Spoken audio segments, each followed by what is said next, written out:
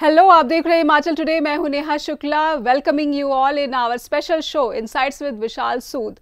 इस शो के जरिए हम आपको बताते हैं हिमाचल की टॉप बड़ी स्टोरीज में क्या है इंटरेस्टिंग, साथ ही साथ बताते हैं कि देश और विदेश में जो बड़ी खबरें चल रही है उसके बारे में इंटरेस्टिंग फिगर एंड फैक्ट्स क्या है जिनका आपके लिए जाना बहुत जरूरी है। तो चलिए वेलकम करते हैं विशाल का। वेलकम विशाल।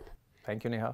तो आज तो हिमाचल दिवस है, तो आपको बहुत बहुत शुभकामनाएं। सबसे पहले हिमाचल दिवस की हमारे सारे श्रोताओं को बहुत बहुत मुबारक। इट्स वेरी प्राउड डे कि जब एक स्टेट का जिस दिन वो स्टेट बनी थी, और Himachal is a very proud community, और उनकी अचीवमेंट्स और उनकी कंट्रीब्यूशन पूरे देश की ग्रोथ में, और हिमाचलियों ने अपार्ट फ्रॉम इंडिया पूरी दुनिया में जाके हिंदुस्तान का नाम रोशन किया है। So I give my best wishes to all the Himachalis and we pray at Himachal today कि हिमाचल ऐसे प्रॉस्पर्स करता रहे, हिमाचल के लोगों की सेहत और बेसिकली उनकी जो इकोनॉमिक ग्रोथ होती रहे।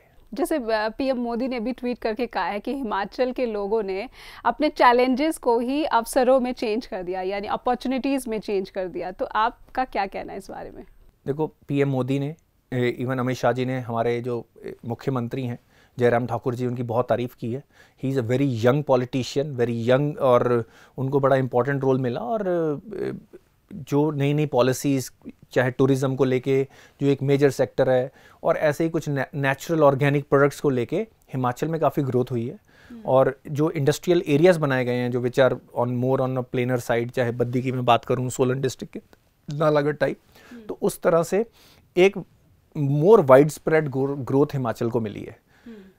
अब मैं हिमाचल के मुख्यमंत्री और बाकी भी पॉलिटिशियंस, चाहे वो किसी भी पार्टी के हों, we will request on behalf of all the the entire population of Himachal, और in fact on the behalf of entire India, कि हिमाचल एक हमारे लिए एक ऐसी स्टेट है, देवों की भूमि है, जहाँ पे हर कोई, अब छुट्टियों में इस वक्त हमारे कितने लोग हिमाचल की तरफ जा रहे हैं क्योंकि एक लॉन्ग वीकेंड आया हुआ है, तो हिमाचल से हर कोई जुड़ा हुआ है, और हिमाचल के साथ सबकी एक पॉजिटिव फीलिंग है कि जब वो वहाँ पे जाते हैं, खुशी के लिए जाते हैं, एंजॉय करने के लिए जाते हैं, और जो जाएँ वो रिस्पॉन्सिबली भी जाएँ, वहाँ पे पोल्यूशन ना करें, वहाँ पे अच्छे तरीके से करें, but mainly from their politicians perspective वो ऐसी पॉलिसी लेके आए जो हिमाचल के यूथ को कैपेबल बनाए, वहाँ की एजुकेशन सिस्टम को और बेटर करें, ताकि वो फ्यूचर के जो भी चैलेंजेस आ रहे हैं, हिमाचल के लिए एक विजन डिफाइन की जाए।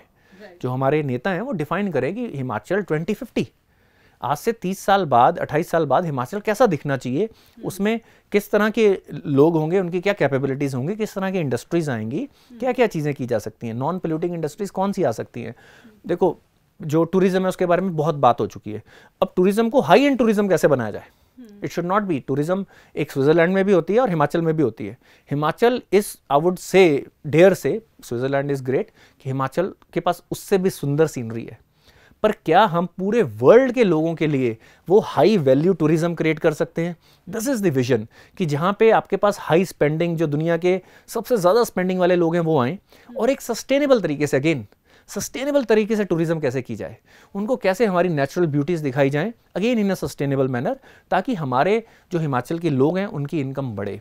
हिमाचल को कैसे और ओपन किया जाए फॉर द इंटायर इंडिया, ताकि ज़्यादा से ज़्यादा एंटरप्रेन्योर आके वहाँ पे इन्वेस्ट कर पाएँ, इसकी ग्रोथ में कॉन्ट्रीब्यूट कर पाएँ। और जो भी नई मॉडर्न, अब देखो हिमाचल की कुछ इनोवेटिव चीज़ें बताता हूँ, उनकी ड्रोन पॉलिसी आ रही है to take care of lot of aspects of management of their forest and other things. अब इस तरह की इंडस्ट्री की मैन्युफैक्चरिंग भी रिलेटिवली पोल्यूशन फ्री होती है, तो क्या हिमाचल के यूथ को ड्रोन्स, इस तरह की टेक्नोलॉजी में, चिप मैन्युफैक्चरिंग, इन सब चीज़ों में अगर हिमाचल एक लीड ले तो हिमाचल के लिए बहुत ही अच्छी चीज़ हो सकती है।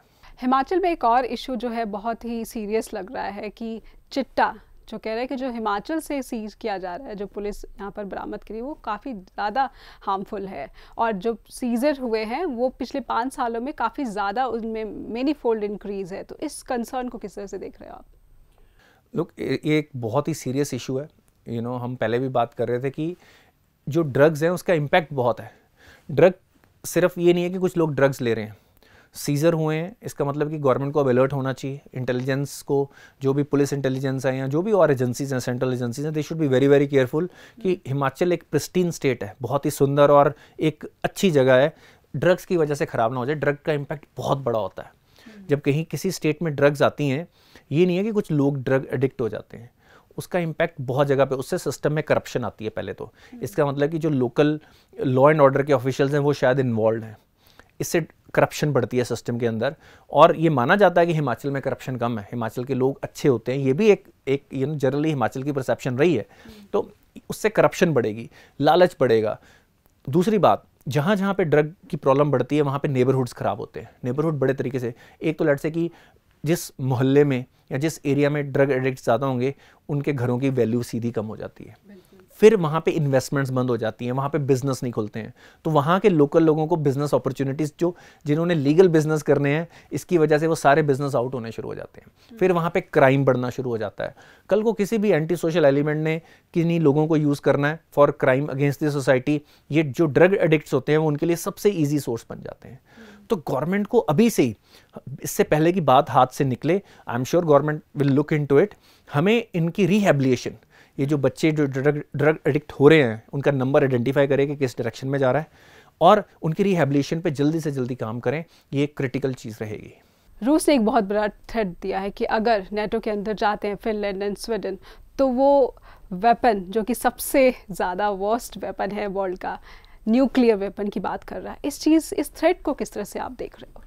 लुक, हम जो, चाहे मैं बात कर लूँ यूएस से, नेटो की, चाहे रशिया की, ये जो एक हमेशा से वेस्टर्न या यूरोपियन हेजेमोनिक माइंडसेट रहा है कि सारी दुनिया हमारे हिसाब से चले, इसने पूरी दुनिया को डेंजरस प्लेस बना दिया है।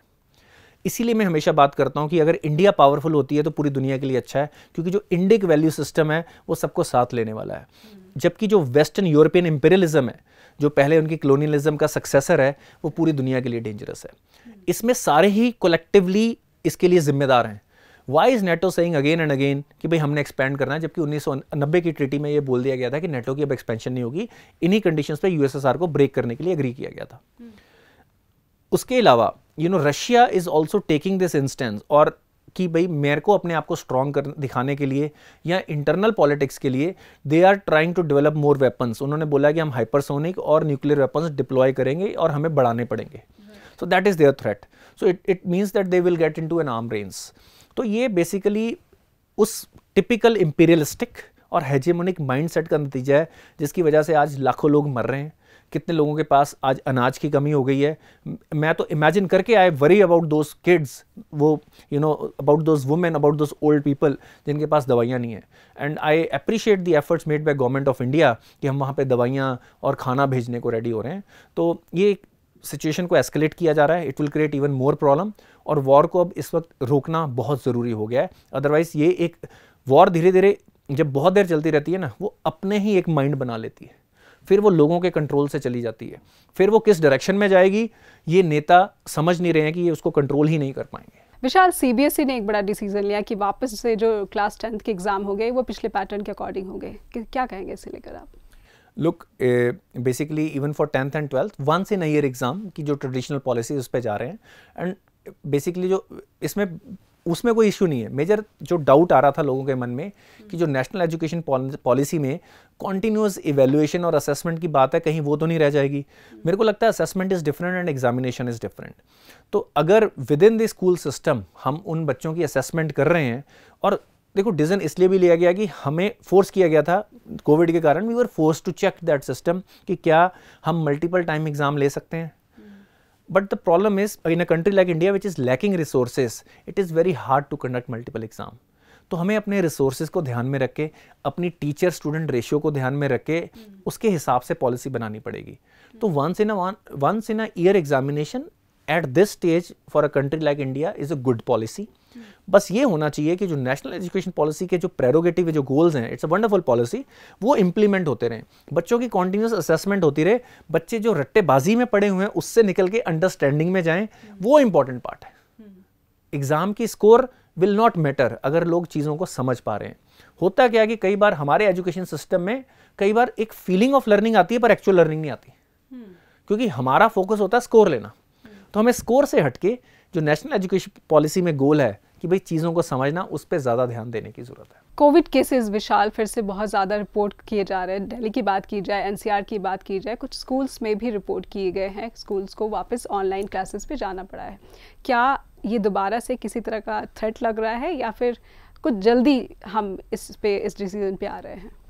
लोग बेसिकली लॉकडाउन की अगर हम बात करें, प्रोबेबिलिटी ये है कि लॉकडाउन नहीं लगेंगे जो पहले वाले थे, क्योंकि इसका रीज़न ये है कि हमारे यहाँ पे जो मीडियन एज है लोगों की वो relatively we are a younger population. Western countries या ऑन कंट्रीज़ की बात करूँ वहाँ पे पॉपुलेशन की एज थोड़ी डिफरेंट थी। सेकेंडली हमारे यहाँ पे जो वैक्सीनेशन की ड्राइव हुई है it has been very successful. बाकी काफ़ी कंट्रीज़ में लोगों में बहुत वैक्सीनेशन रेजिस्टेंस है कि वैक्सीनेशन लगवानी नहीं, समहाउ कोई नुकसान हो जाएगा। इंडिया में ये ज़्यादा गवर्नमेंट ने को फेस नहीं करना पड़ा and the quality of vaccination has been good. तो लोगों का एक फेथ बन गया है। रफली 180-90 करोड़ वैक्सीनेशन लग चुकी हुई हैं। अब बूस्टर डोज भी एक बड़े ही लो कॉस्ट पे सबको अवेलेबल करवाई जा रही है। तो इवन जो इकोनॉमिकली पुअर स्ट्रेटा से भी लोग हैं उन पे भी इसका बहुत ज़्यादा इम्पैक्ट, मतलब वो भी उसको अफोर्ड कर पाएंगे।